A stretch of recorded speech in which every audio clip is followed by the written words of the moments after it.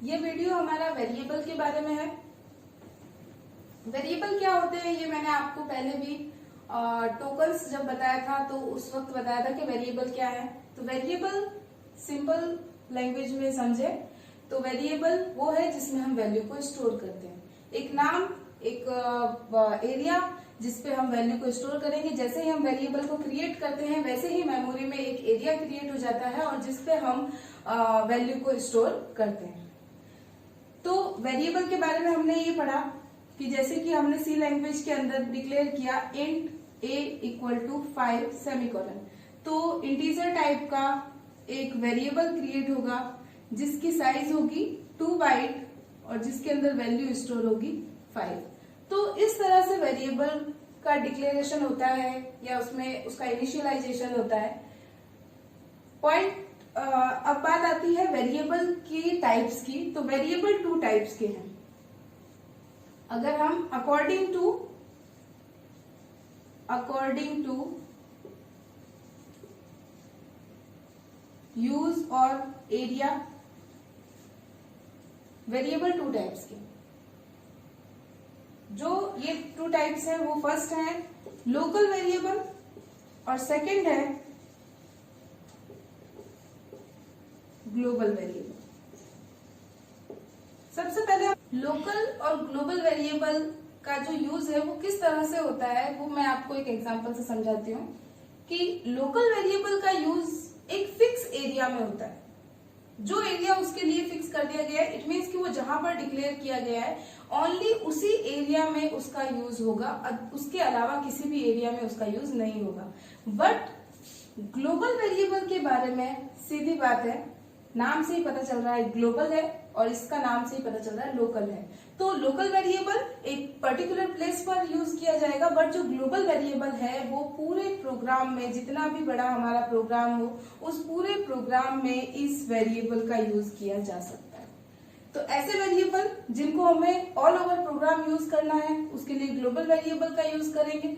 जिन्हें फिक्स किसी फंक्शन में यूज करना है उसके लिए हम लोकल वेरिएबल का यूज करेंगे। इसके लिए मैं आपको एक प्रोग्राम के थ्रू इसका पूरा समझाती हूँ कि किस तरह से वर्क करेगा। तो यहाँ पर हमने एक छोटा सा प्रोग्राम बनाया है जिसके थ्रू हम लोकल वेरिएबल और ग्लोबल वेरिएबल के बारे में डिस्कस करेंगे।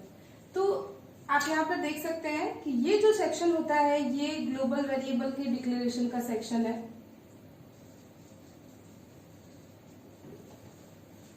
मैंने यहाँ पर कमेंट किया है। ये ग्लोबल वेरिएबल का सेक्शन है जो कि हेडर फाइल के बाद और मेन फंक्शन के जस्ट पहले लिखा जाता है। और ये जो मैंने वेरिएबल डिक्लेयर किया है ये लोकल वेरिएबल है। मैंने कहा था कि लोकल वेरिएबल एक पर्टिकुलर प्लेस पे होता है और उसी प्लेस में उसका यूज किया जाता है। तो एक छोटा सा एग्जांपल ये कि मेन फंक्शन के अंदर मैंने एक्स वेरिएबल का यूज किया है। इस एक्स वेरिएबल को ओनली इन मेन फंक्शन ही पहचाना जाएगा। इसके बाद में मैंने एक सम नाम का फंक्शन, यूजर डिफाइंड फंक्शन बनाया है। इस फंक्शन के अंदर इस एक्स नाम के वेरिएबल को पहचाना नहीं जाएगा क्योंकि ये वेरिएबल लोकल है। इसी तरह से मैंने इस फंक्शन के अंदर एक सी नाम के वेरिएबल को डिक्लेयर किया है। ये सी नाम का वेरिएबल ओनली इसी फंक्शन में यूज होगा, इस फंक्शन में इसका कोई यूज नहीं होगा। या ये कह सकते हैं कि ओनली इसी फंक्शन में यूज होगा, इसके अलावा अगर प्रोग्राम भले ही कितना ही लंबा हो, लेंथी हो, उसका यूज कहीं भी किया जा नहीं सकता है।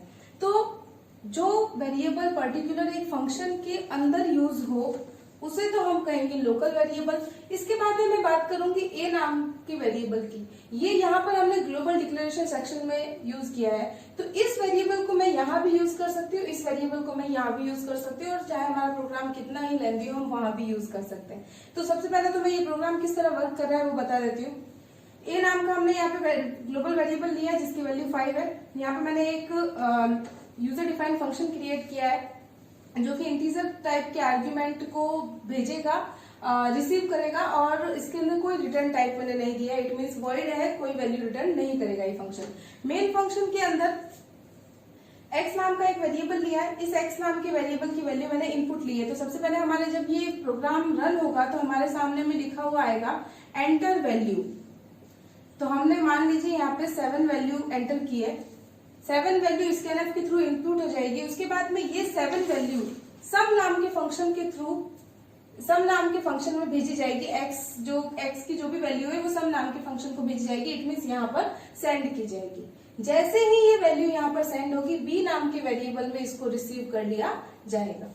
इसके बाद में मैंने यहाँ पर एक c नाम का वेरिएबल लिया है और इस वेरिएबल में a और b दोनों की वैल्यू को ऐड करके रख दिया है। तो यहाँ पर a की वैल्यू कहाँ से रिसीव होगी?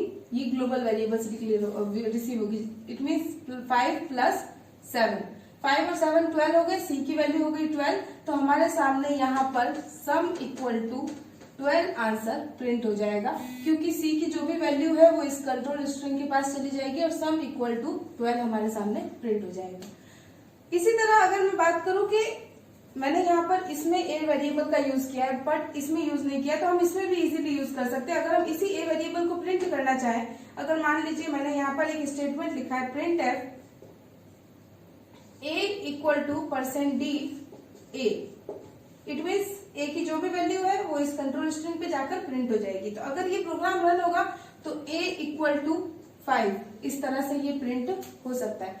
तो इस जो वेरिएबल का यूज है वो हमने मेन फंक्शन में भी करके बताया और सम फंक्शन में भी करके बताया। बट जो ये x वेरिएबल है और जो ये c वेरिएबल है, इसका यूज इनके पर्टिकुलर फंक्शन के अंदर ही होगा।